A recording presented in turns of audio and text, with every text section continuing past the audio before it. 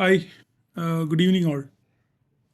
Mid cap ഡോക്ടറിൻ്റെ post market and pre മാർക്കറ്റിലേക്ക് എല്ലാവർക്കും സ്വാഗതം. അപ്പം നമ്മൾ ഇന്ന് ഒരു ഭീകരമായ ഗ്യാപ്പ് അപ്പ് ആയിരുന്നു ഇല്ലേ? ആ ഗ്യാപ്പ് അപ്പ് കുറച്ചെങ്കിലും താഴോട്ട് വരും എന്നൊന്ന് പ്രതീക്ഷിച്ചു. പക്ഷെങ്കിൽ നമ്മുടെ പ്രതീക്ഷകൾക്കെല്ലാം ഘടകവിരുദ്ധമായിട്ട് സംഗതി താഴോട്ട് വരാതെ മുകളോട്ട് തന്നെ പോയി ഇല്ലേ? നമ്മൾ ഇവിടെ നോക്കിക്കഴിഞ്ഞാൽ ഈ നമ്മൾ നമ്മുടെ വരച്ച ലൈനുകളൊക്കെ ഇവിടെയൊക്കെ തന്നെ ഉണ്ടായിരുന്നു. പക്ഷെങ്കിൽ ഫസ്റ്റ് ലൈനും പോയി, സെക്കൻഡ് ലൈനും പോയി, തേർഡ് ലൈനിൻ്റെ മുകളിലാണ് മാർക്കറ്റ് ഓപ്പൺ ആയത് ഇല്ലേ? തേർഡ് ലൈനിൻ്റെ മുകളിൽ ഇവിടുന്ന് ഓപ്പൺ ആയതിന് ശേഷം ഇത്രയും ഭാഗത്ത് ഓപ്പൺ ആയിട്ട് ചെറുതായിട്ട് താഴോട്ട് വന്നിട്ട് നേരെ തിരിച്ച് ഫസ്റ്റ് 5 മിനിറ്റ്സ് ക്യാൻഡിൽ നമ്മുടെ സപ്പോർട്ടിൻ്റെ മുകളിൽ തന്നെ അവിടെ ക്ലോസ് ചെയ്തു. അപ്പം ഞാൻ പ്രതീക്ഷിച്ചത് ഇവിടുന്ന് ഈ ഫസ്റ്റ് 5 മിനിറ്റ്സ് ക്യാൻഡിൽ ഇത്രയും ഗ്യാപ്പ് ഉള്ളതുകൊണ്ട് ജസ്റ്റ് ഒന്ന് താഴോട്ട് ഇവിടം വരെയെങ്കിലും ഒന്ന് വന്നിട്ട് ഇവിടുന്ന് ഒന്ന് തിരിച്ചു പോകും. ഇവിടുന്ന് ഇവിടം വരെ ഇങ്ങനെ വരെ വന്നിട്ട് ഇവിടുന്ന് പിന്നെ ഇങ്ങനെ പോകുമെന്നാണ് ഞാൻ വിചാരിച്ചത്. പക്ഷേ അതുപോലെ സംഗതി വിചാരിച്ച പോലെ നടന്നില്ല. സത്യം പറഞ്ഞാൽ ഇന്ന് എനിക്ക് ലോസായിരുന്നു. ലോസ് എന്ന് പറഞ്ഞാൽ ന്യായമായിട്ടുള്ള ലോസ്, സഹിക്കബിളായിട്ടുള്ള ലോസായിരുന്നു. കാരണം എൻ്റെ പ്രതീക്ഷ മുഴുവൻ ഇതായിരുന്നു. ഇത്രയും ഗ്യാപ്പ് ആയതുകൊണ്ട് സാധാരണഗതിയിൽ ഇത്രയും ഗ്യാപ്പ് ആയി കഴിഞ്ഞാൽ ഇപ്പം ഏകദേശം 150 പോയിൻറ്റോളം ഗ്യാപ്പ് ഉണ്ടായിരുന്നു. അപ്പോൾ ഒരു 50 പോയിൻറ്റെങ്കിലും താഴോട്ട്, 60 പോയിൻറ്റെങ്കിലും താഴോട്ട് വന്ന് ഒന്ന് സസ്റ്റെയിൻ ചെയ്തിട്ട് ഇവിടുന്ന് തിരിച്ച് മേലോട്ട് പോകും എന്നുള്ള ഒരു ധാരണയായിരുന്നു എനിക്കുള്ളത്. പക്ഷേ ആ ധാരണയ്ക്ക് ഘടകവിരുദ്ധമായിട്ടാണ് ഇന്ന് സംഭവിച്ചത്. കറക്റ്റ് ഓപ്പൺ ചെയ്തതിന് ശേഷം അവിടെ തന്നെ സസ്റ്റെയിൻ ചെയ്ത് മാർക്കറ്റ് പതുക്കെ എന്ത് ചെയ്യായിരുന്നു, മുകളോട്ട് പോകുമായിരുന്നു. അപ്പം നമുക്കതിനകത്തിൽ എന്ത് ചെയ്യാൻ പറ്റും? ചിലപ്പോൾ ഒരു പക്ഷേ ചില സമയത്ത് നമ്മുടെ പ്രൊഡിക്ഷൻസ് കറക്റ്റ് ആണെന്നില്ല. കാരണം ഞാൻ നമ്മുടെ ഗ്രൂപ്പിൽ പറഞ്ഞ പോലെ തന്നെ ഗ്രൂപ്പിലും പിന്നെ പറഞ്ഞ പോലെ തന്നെ നമ്മൾ ദൈവമൊന്നും അല്ലല്ലോ. മാർക്കറ്റിനും ദൈവം തമ്പുരാനും മാത്രമേ അറിയത്തുള്ളൂ. മാർക്കറ്റ് എങ്ങോട്ട് പോകും എന്നുള്ളത് ദൈവം തമ്പുരാനും മാത്രമേ അറിയത്തുള്ളൂ. അപ്പോൾ നമ്മൾ അതിനകത്തുള്ള നിരാശപ്പെട്ടിട്ട് കാര്യമില്ല. ഇതൊരു ബിസിനസ്സായിട്ട് കണക്കാക്കി ബിസിനസ്സിൻ്റെ ലാഭനഷ്ടങ്ങൾ നമ്മൾ എങ്ങനെ മാനേജ് ചെയ്യുന്നു അതുപോലെ തന്നെ മാനേജ് ചെയ്യുമ്പോൾ നമ്മളെല്ലാവരും പഠിക്കുക, അത്രേ ഉള്ളൂ. അപ്പോൾ ഞാനിപ്പോൾ പിന്നെ ഒരു പ്രതീക്ഷ എന്ന് പറഞ്ഞു കഴിഞ്ഞാൽ മാർക്കറ്റ് ഇവിടുന്ന് ഇവിടം വരെ വന്നിട്ട് ഇവിടെ തട്ടി തിരിച്ച് വരും അങ്ങനെ ഒരു പ്രതീക്ഷ എനിക്കുണ്ടായിരുന്നു. അതും ചെറുതായിട്ട് സംഭവിച്ചു. ഇവിടുന്ന് ശേഷം ഇവിടുന്ന് കുറച്ച് നേരം കൺസോൾട്ടേറ്റ് ചെയ്തതിന് ശേഷം എന്താ സംഭവിച്ചത്, ഇവിടുന്ന് ഇങ്ങോട്ട് ഇതുപോലെ തന്നെ ഇങ്ങോട്ടൊന്ന് വരും എന്ന് വിചാരിച്ചു. അത് നടന്നില്ല. അതിനുശേഷം പിന്നെ വിചാരിച്ചത് എന്തുവാ, അപ്പോൾ ഈ ഒരു ലോ ബ്രേക്ക് ക്രിയേറ്റ് ചെയ്തു. അതിനുശേഷം ഇവിടുന്ന് ഇങ്ങനെ റീടെസ്റ്റ് ഞാനിങ്ങനെ ഗ്രൂപ്പിൽ വരച്ച് കാണി ഇങ്ങനെ റീടെസ്റ്റ് ഇങ്ങനെ വരുമെന്ന് വിചാരിച്ചു. അതും വന്നില്ല. ഓക്കെ, അപ്പോൾ ഇതൊന്നും സംഭവിച്ചില്ല. നമ്മൾ വിചാരിച്ചതിൻ്റെ ഒരു ശതമാനം പോലും. സത്യം പറയുന്നത് ഞാൻ അട്ടർ ഫ്ലോപ്പായിരുന്നു. പറയുന്നതിന് നമുക്ക് വിരോധമൊന്നുമില്ലല്ലോ, പറയുന്നതിന് നമുക്ക് നാണക്കേടൊന്നുമില്ല. നമ്മുടെ പ്രൊഡിക്ഷൻസ് എല്ലാം ഇന്ന് അട്ടർ ഫ്ലോപ്പായിരുന്നു. ഓക്കെ, അപ്പം നമ്മൾ വിചാരിച്ച പോലെ കാര്യങ്ങൾ പോയില്ല. അപ്പം പിന്നെ നമ്മൾ അതിനെപ്പറ്റി കൂടുതൽ സംസാരിച്ച കാര്യമില്ല. എനിക്കിന്ന് ലോസ് ആയിരുന്നു, ഞാൻ ലോസ് ബുക്ക് ചെയ്തു. അപ്പോൾ എന്നും പ്രോഫിറ്റ് എന്നും പ്രോഫിറ്റ് കിട്ടണമെന്ന് പറഞ്ഞാൽ നടക്കുന്ന കാര്യമല്ലല്ലോ. നമ്മളങ്ങനെ നിർബന്ധം പിടിക്കാനും പാടില്ല. മാർക്കറ്റ് നമുക്കെതിരെ പോവുകയാണെന്നുണ്ടെങ്കിൽ അതിനെ വിട്ടുകൊടുക്കുക എന്നുള്ളത് മാത്രമേ ഉള്ളൂ. പിന്നെ നമുക്ക് അവസരം വരുമ്പോൾ നമ്മളത് മുതലാക്കുക എന്നുള്ളത് മാത്രമേ ഉള്ളൂ. പിന്നെ ഞാൻ വേറൊരു കാര്യം പറയാം. നിങ്ങളിപ്പം ഒരു ദിവസം നിങ്ങൾക്കിപ്പം പലർക്കും ചിലപ്പോൾ നഷ്ടം വന്ന് കാണുമായിരിക്കും. എൻ്റെ സ്ട്രാറ്റജി ഉപയോഗിച്ച് ഇന്നിപ്പം എൻ്റെ വരകൾക്ക് എല്ലാം വളരെ അട്ടർ ഫ്ലോപ്പായിരുന്നു തന്നെ ഞാൻ പറയാം. അപ്പോൾ ആ വരകൾ ഉപയോഗിച്ച് ട്രേഡ് എടുത്തവർക്ക് ലോസ് വന്ന് കാണും. അപ്പോൾ നിങ്ങൾ ഒരു കാര്യം ചിന്തിക്കേണ്ടത്, എപ്പോഴും നിങ്ങളിപ്പോൾ ഇന്നിപ്പോൾ നിങ്ങൾക്ക് 5000 രൂപ ലോസ് എന്ന് വിചാരിച്ചു. 5000 രൂപ ലോസ് എന്ന് കഴിഞ്ഞാൽ നാളെ ഒരു ദിവസത്തെ ട്രേഡ് കൊണ്ട് നിങ്ങൾക്കിപ്പം 5000 രൂപ ലോസ് വന്നു. ഓക്കെ, ആ നാളെ ഒരു ദിവസം കൊണ്ട് നിങ്ങൾ ആ ഒരു ലോസ് നാളെ തന്നെ അത് പിന്നെ ഇത് പ്ലസ് ആക്കണമെന്ന് നിങ്ങൾ ഒരിക്കലും വിചാരിക്കില്ല. ഓക്കെ, ഇതിന് നിങ്ങൾ ഈ 5000 രൂപയെ നിങ്ങളൊരു 5 ദിവസം കൊണ്ട് മാത്രമേ 5 ഡേയ്സ്, ഓക്കെ, ഒരു 5 ദിവസം കൊണ്ട് മാത്രമേ നിങ്ങൾ എന്ത് ചെയ്യാൻ പാടുള്ളൂ, ഇത് തിരിച്ചു പിടിക്കാനുള്ള ശ്രമം നടത്താവൂ. അല്ലെന്നുണ്ടെന്നുണ്ടെങ്കിൽ നിങ്ങൾ നാളെ തന്നെ ഇത് ഈ 5000 പിടിക്കാൻ പോയി കഴിഞ്ഞാൽ എന്താ സംഭവിക്കുന്നത് പറഞ്ഞു കഴിഞ്ഞാൽ നിങ്ങൾക്ക് നഷ്ടം വരാനുള്ള സാധ്യത വളരെ കൂടുതലാണ്. കാരണം നിങ്ങൾ പിന്നെ ആ ഒരു ചിന്തയോടിരിക്കും, 5000 എനിക്ക് കിട്ടണം, എൻ്റെ 5000 പോയതല്ലേ അപ്പോൾ ആ 5000ത്തിൻ്റെ കണക്കിൽ ഇങ്ങനെ നോക്കിയിരിക്കണം, എനിക്ക് കിട്ടണം എന്നുള്ള ധാരണ നിങ്ങളിരിക്കും. അപ്പോൾ നിങ്ങൾ കൂടുതൽ ട്രേഡ് ചെയ്യും. അപ്പോൾ നിങ്ങൾ കൂടുതൽ നഷ്ടം. അപ്പോൾ നിങ്ങൾ എന്ത് ചെയ്യുക വെച്ചാൽ ഒരു 1000 രൂപ വെച്ച് നിങ്ങളുടെ ട്രേഡിൻ്റെ കൂടെ ഒരു 1000 രൂപ വെച്ച് നിങ്ങൾ 5 ദിവസം ഇൻറ്റു 5 5 ദിവസം കൊണ്ട് നിങ്ങൾ തിരിച്ചു പിടിക്കാൻ ശ്രമിക്കുക. അത് മീൻസ് ഞാൻ പറഞ്ഞത് 5000 ആണെങ്കിലുള്ള കാര്യം പറയും. 2000 രൂപയാണെന്നുണ്ടെങ്കിൽ നിങ്ങളൊരു 500 രൂപ വെച്ച് നിങ്ങൾ എന്ത് ചെയ്യാൻ പറ്റും, അത് ഡെയിലി നിങ്ങളുടെ പ്രോഫിറ്റിനോട് ആഡ് ചെയ്യാനേ നോക്കുക. അങ്ങനെ മാത്രമേ നിങ്ങൾ ട്രൈ ചെയ്യാവില്ല. ഒരിക്കലും ഒറ്റയടിക്ക് തിരിച്ചു പിടിക്കാനുള്ള ശ്രമം നിങ്ങൾ നടത്തരുത്. ഓക്കെ, ഞാൻ പറഞ്ഞ് ഒത്തിരി ദീർഘിപ്പിക്കുന്നില്ല. അപ്പം മിഡ് ക്യാപ്പിൽ നമുക്ക് ഓരോ ഓപ്പർച്യൂണിറ്റി ഇന്ന് കിട്ടിയില്ല. അപ്പം നാളെ ഇനി എന്താ സംഭവിക്കുന്നുള്ളതാണ് നമുക്ക് നോക്കാം. നാളെ നമുക്ക് ലെവലുകൾ നോക്കിക്കഴിഞ്ഞാൽ നാളെ അത് വലിയൊരു ശല്യമായിട്ട് വന്നേക്കുക. അപ്പോൾ മേടിക്കണം എന്നുണ്ടെങ്കിൽ തന്നെ ഇപ്പോൾ 12,000 രൂപയും കണ്ടാണ് ഇപ്പോൾ ഏറ്റവും ചെറുതിന്. ഓക്കെ, അപ്പം നമുക്ക് നാളെ എന്താ മാർക്കറ്റ് സംഭവിക്കുന്നത് നമുക്ക് നോക്കാം. ഓക്കെ, ഇപ്പം നമ്മൾ വരച്ച വരകളൊക്കെ കൃത്യമായിരുന്നു, പക്ഷേ വരകൾ കൃത്യമായി നമുക്ക് ട്രേഡ് കിട്ടിയില്ലല്ലോ. നമുക്ക് ട്രേഡല്ലേ വേണ്ട, അപ്പോൾ ഇതെല്ലാം മായ്ച്ചു കളയാം. നമുക്ക് നാളെ എന്താ സംഭവിക്കുക? അപ്പം നാളെ നമ്മളിവിടെ ഇതിപ്പോൾ ഒരു ലോബ് ഉണ്ടായി, ഇതങ്ങ് കളഞ്ഞേക്കാം. അപ്പം നമുക്ക് ഇതിനെ ഒന്ന് കറക്റ്റ് ചെയ്യാം. ഇത് ഇപ്പം ഇതിനെ നമുക്ക് ഇങ്ങനെ ആക്കാം, ഇങ്ങനെ നിൽക്കട്ടെ. ഓക്കെ, അപ്പം അടുത്ത നമുക്ക് ലെവലെന്ന് പറഞ്ഞു കഴിഞ്ഞാൽ ഇതായിരിക്കും നമ്മുടെ അടുത്ത്. ഇത് ഇച്ചിരി മുകളിലോട്ട് തന്നെ പോകട്ടെ, ഇങ്ങനെ നിന്നോട്ടെ. ഓക്കെ, അടുത്ത ലെവലെന്ന് പറഞ്ഞു കഴിഞ്ഞാൽ 12,726 നമ്മുടെ അടുത്ത ടാർഗറ്റ് എന്ന് പറഞ്ഞാൽ. പ്രധാനപ്പെട്ടൊരു കാര്യം പറയാൻ മറന്നുപോയി. പ്രധാനപ്പെട്ടൊരു കാര്യം എന്ന് പറഞ്ഞു കഴിഞ്ഞാൽ ഇന്ന് FIIs ഏകദേശം 9,700, ഏകദേശം 10,000 രൂപയ്ക്കടുത്ത് നമ്മൾ ഇന്ന് FIIs വാങ്ങിച്ചു. ഏകദേശം 10,000 രൂപയ്ക്കടുത്ത് ഇത്. അപ്പോൾ FIIs ഇന്ന് ഏകദേശം 10,000 രൂപയ്ക്കടുത്ത് ഇന്ന് ബൈ ചെയ്തു.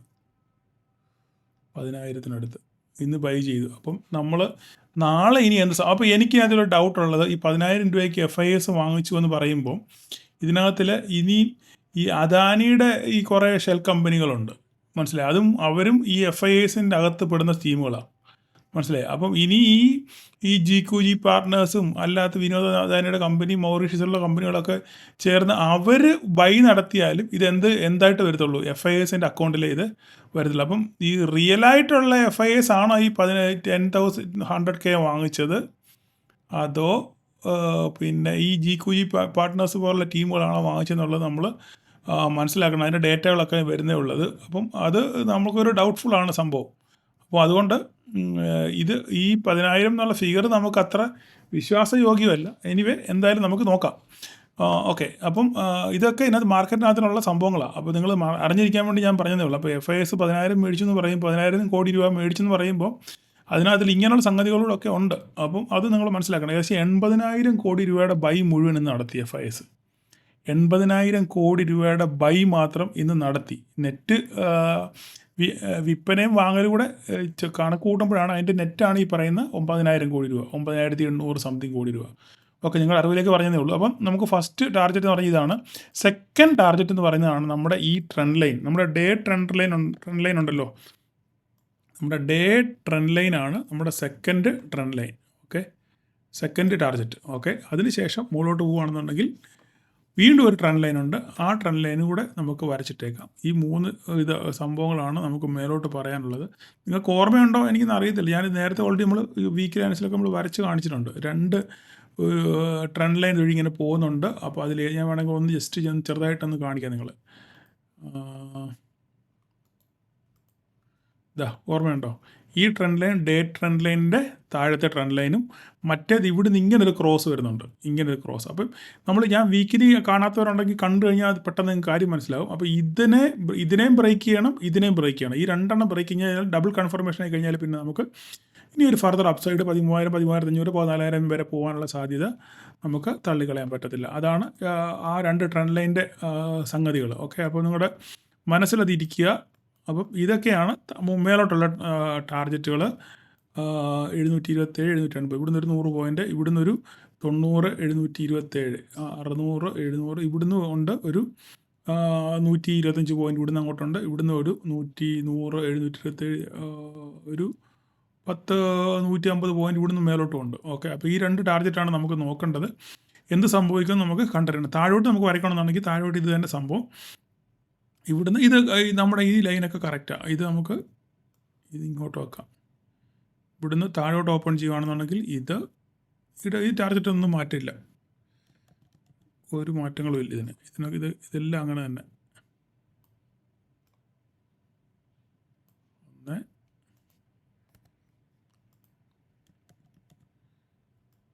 1, 2,